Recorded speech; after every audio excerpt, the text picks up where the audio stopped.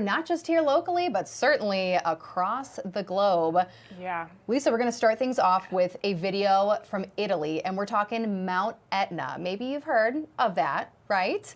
This is in Italy. So Italy's Mount Etna volcano violently erupted during the pre-dawn hours locally on Monday. So, I mean, not too long ago, sending plumes of toxic ash and smoke billowing into the sky. So people on the mountain ran for safety to escape the danger. This dramatic video showed dangerous clouds, as you can see, those pyroclastic flows racing down the volcano as the eruption intensified. Now, Mount Etna, a highly active volcano worldwide, sits on top of a convergent plate margin where the African plate meets the Eurasian plate. So this is, you know, clearly one that does erupt, and it's Europe's tallest active one of Europe's most active volcanoes, and the highest point in Italy, south of the Alps, currently exceeding 11,000 feet. So Mount Etna is also believed to have the longest documented history of erupting among all volcanoes, with records dating back to as early as 425 BC. Wow. Just incredible video, though. It really is. And I know, you know, some of the video is showing people turning around to take photos, while you see a lot of people trying to get away from it. And that's smart thinking on their part, because when those eruptions start, of course, the speed that it's going to shoot that ash and shoot all that into the air not only can loft it towards you, but something, again, we're continuing to watch. We haven't heard of any reports yet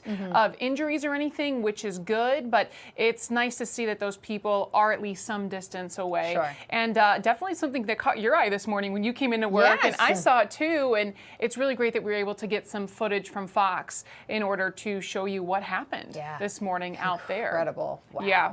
Absolutely. And with Mount Etna erupting, of course, we've seen a lot of ash, a lot of smoke in the air from that. Back here at home, it's kind of a similar view, at least with that haziness. We've been having wildfire smoke since last week, and you guys have been tracking it. The smoke really across the United States and Canada is helping not really people in terms of the visibility, poor air quality, and a lot of people have had to be evacuated in Canada. So that's one of the big concerns we're watching right now. Is we're going to take another video of Canada, because the Department of Agriculture is sending resources to aid crews fighting this massive wildfire that's continuing across western and central Canada. The department sent an air tanker to Alberta over the weekend, and now over 150 firefighters, along with equipment like sprinkler kits, pumps, and hoses, will be deployed. On Friday, Canadian officials declared an extreme risk for wildfires for the Northwest Territories from Alberta to Ontario. So that's the highest level on the county's fire risk scale. And a lot of people have been noticing that smoke, I mean, you can barely see anything there. So it's nothing like that compared to what we have here.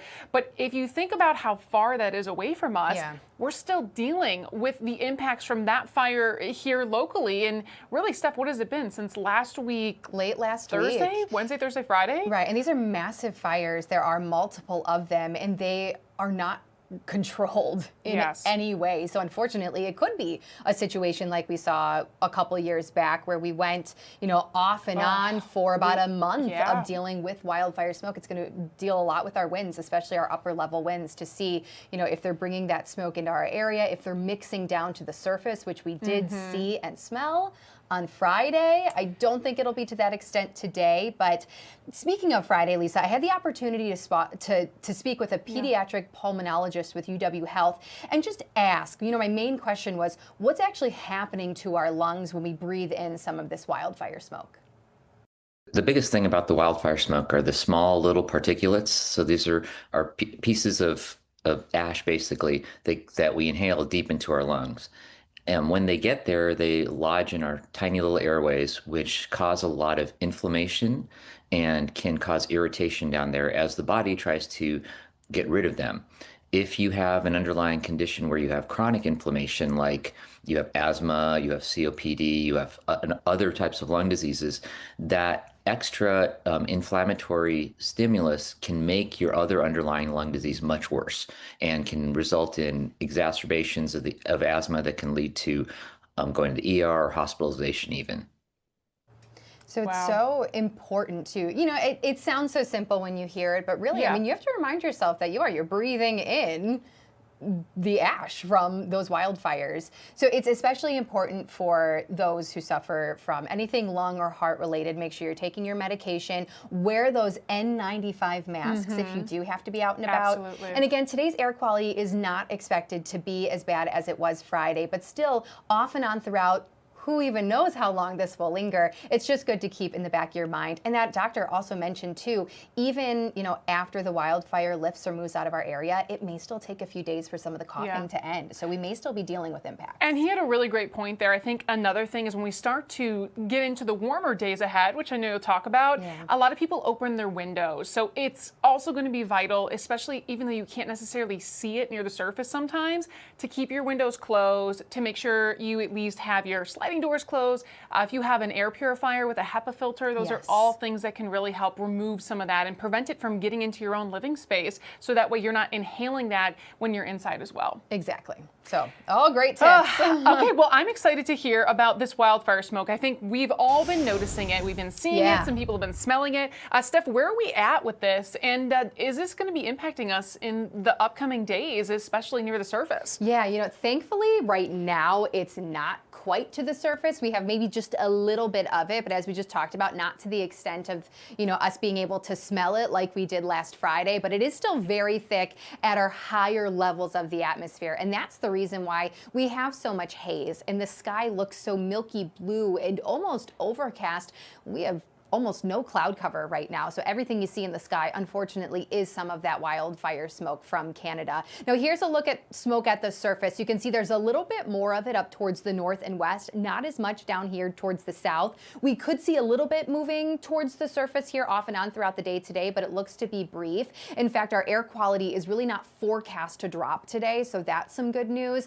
Air quality numbers elsewhere, especially out towards the west and towards the southwest, more in that moderate range until you get closer to Canada itself. You can see, the Fargo area in that far corner of the screen, more so in that unhealthy category. We're not expecting that today locally, but I do think this is something we're going to need to watch off and on here until those wildfires are controlled. We could still see a little bit of it tomorrow, maybe even on into Wednesday. Plus, we do have some rain chances later tomorrow and a front rolling through, which could push some of it to the surface. So I do think that's something we'll watch out for. You can see the UP of Michigan, as well as out west, the entire state of Minnesota under that air quality alert. Nothing for Wisconsin. And as we just mentioned, not really expecting to see that put into place for us here locally, but we'll have to watch the afternoon as we start to see some of that peak heating that may change.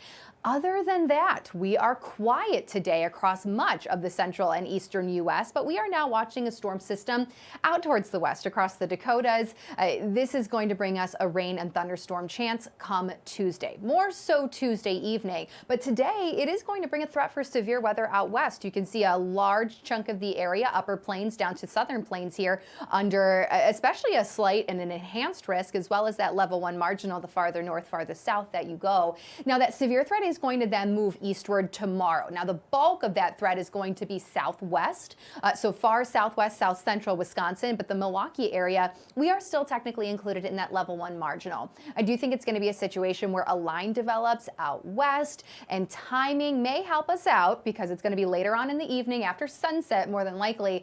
It could weaken as it reaches us, but we'll still need to watch for that potential of a few strong or severe thunderstorms.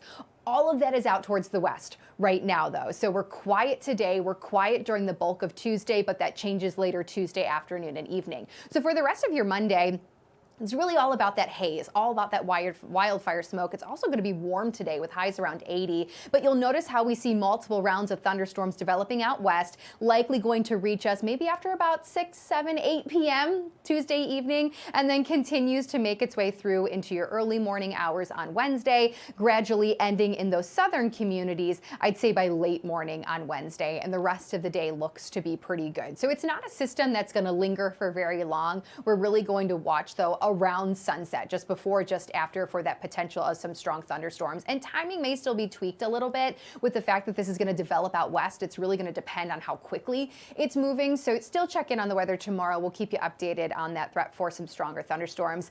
We got to talk about temperatures too, because even in southeast Wisconsin, we're looking at highs in the low 80s, but look at elsewhere across the state, pushing 90 in western parts of Wisconsin. In fact, Minneapolis and parts of Minnesota may reach the 90s today. today, and that goes all the way down south. The southern plains, you can see 90s in the forecast. For once, it's not going to be terribly hot across the southwest, and that's because they're going to see some rain from that tropical remnants of that tropical storm that developed late last week in the eastern Pacific. Now, temperature-wise here locally, we've got a couple of warm days today as well as tomorrow. That's going to be a big story. Other than that, though, after our storm system pushes through and brings us rain through Wednesday morning, we are back to more somewhat normal levels, highs in the 60s, the 70s. We will be a little bit cooler in our lakeshore communities, but at least we get a couple of days with some of that summer-like heat, Lisa. Oh, and you know, we are breaking into the heat just in time because for us, I think it's a little bit of an exciting day. Yesterday was the official start of meteorological summer, and that heat is here just in time. Meteorological summer, it begins on June 1st, and it's going to consist of the entire months of June, July, and August. Average temperatures will resemble summer-like conditions. Now, you might be thinking, well, I'm not going to consider summer now. I can wait for the official start, which my calendar says. Yeah. That is astronomical summer. That will begin on June 20th. That's when the sun will be at the highest point in the sky, and it will be considered the longest day of the year. So typically with meteorological summer, we think warmer temperatures, right? We should be having our temperatures again continuing to climb through the upcoming months. The warmest we have it is about the middle to end of July into the beginning of August. So that's when we really should be seeing the low to mid 80s, but we're getting a taste of it now. We're going to be seeing the warmth, as Steph has been mentioning, across the Midwest and especially Wisconsin today, tomorrow, and really exceeding even our typical average high temperatures for the warmest of the year. So it's here. We're going to get it for a little bit, and we'll have more warmer days to come for the upcoming months as summer's officially here. And we'll take it after how chilly May was, right? Absolutely. All right, we covered a lot, but we have plenty more, especially if you are an allergy sufferer. Let's all put our hands up. Live look outside. We will be right back.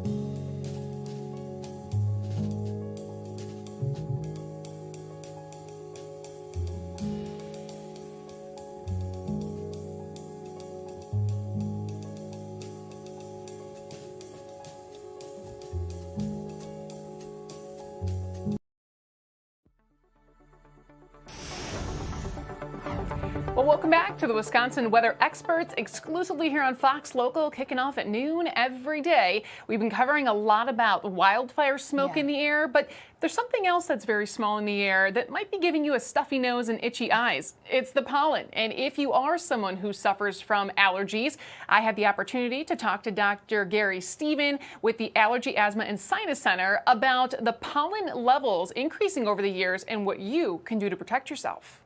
Dr. Stephen, I want to ask you some questions about this allergy season because I've had a lot of viewers, people coming up to me saying it's been so bad this year compared to other years. Have you had any indications that the start of this year has been worse compared to other years? Not especially. Everybody says that every year, yeah, because that's our memories. We don't really remember in detail how it was a year ago and 5 years ago. Every year is bad, but it is true that in general the tree pollen seasons have been getting more aggressive. It's a very difficult thing to quantitate. The start of the tree pollen season depends on how long winter has been lasting. It depends on how much rain we are getting. Rain washes pollen out of the air, so you won't have significant pollen counts on a rainy day, and then the next couple of days or the next day or two after. And so depending on rainfall, it will be different from one year to the next. And that's why when I look at the data, I've been counting pollen since 1995. When I go through all of this data, I've been calculating averages. And I actually used to pride myself on having this big, large, robust database to calculate averages, for severity scores and, what is typical for us, what is moderate, what is high. And I can no longer do that. There has been such an increase in pollen counts over the last 20 years that if I were to use all of that data and calculate averages using all the data going back to 1995, the data from 15 to 25 years ago was so much lower than it is now. It would artificially bring all the averages down and we would be in the high range all the time. So I now calculate the severity scores off of 10-year rolling averages. And when you do that, you see that over the last 20 years, the length of the tree pollen season, given the caveats for determining the start of the season, has increased by about 30%. The peak tree pollen count for a season is up about 50% over the last 20 years. Wow. Do you anticipate in the future years to come that maybe that increasing trend will continue? That's anybody's guess. Okay. We have known for a long, long time from greenhouse experiments done decades ago, when you grow plants in higher temperatures, they will produce more pollen per plant. They will produce it for longer.